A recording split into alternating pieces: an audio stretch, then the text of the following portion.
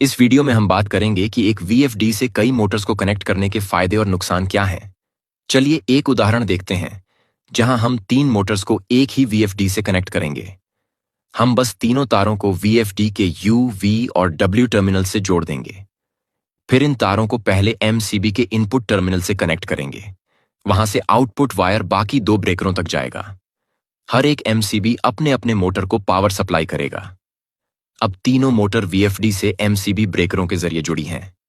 ये एमसीबी बहुत जरूरी होते हैं क्योंकि अगर कोई मोटर ओवरलोड हो जाए तो उसका एमसीबी ट्रिप कर जाएगा, जिससे वीएफडी बच जाएगा और बाकी मोटर बिना रुकावट के चलते रहेंगे। वीएफडी के साथ एक से ज्यादा मोटर चलाना बहुत बढ़िया होता है, लेकिन कुछ बातें हैं जिन पर हमें गंभीरता से ध्यान देना चाहिए और इस तरह का सिस्टम डिजाइन करने से पहले सोच विचार करना जरूरी है। सबसे पहली बात है आउटपुट फ्रीक्वेंसी। क्योंकि हम एक ही वीएफडी पर सिस्टम चला रहे हैं, इसलिए हम अलग अलग मोटरों की आरपीएम कंट्रोल नहीं कर सकते। सारे मोटर एक ही फ्रीक्वेंसी और एक ही आरपीएम पर चलेंगे। अगर आपके सिस्टम को अलग अलग मोटर की स्पीड बदलने की जरूरत नहीं है तो आप इस तकनीक का इस्तेमाल कर सकते हैं। दूसरी बात है वीएफडी और मोटर के बीच केबल की लंबाई।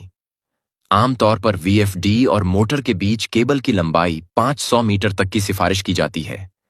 इसका मतलब यह है कि अगर हम 3 मोटरों की वायरिंग कर रहे हैं, इन 3 केबल्स की कुल लंबाई 500 मीटर से कम होनी चाहिए। अगला पॉइंट है वीएफडी से जुड़े मोटरों की कुल पावर।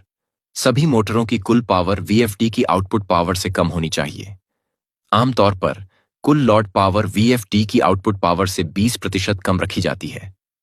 अगला पॉइंट है वीएफडी का वीएफ मोड। हमें वीएफडी के पैरामीटर्स में से वीएफ रन मोड चुनना चाहिए। पीएफ मोड को एक ही वीएफडी पर कई मोटर्स चलाने के लिए डिजाइन किया गया है। सुरक्षा से जुड़ा अगला पॉइंट है कि जब वीएफडी चल रहा हो तो मोटर्स के एमसीबीज को ऑन या ऑफ न करें, क्योंकि ऐसा करने से समस्या हो सकती है।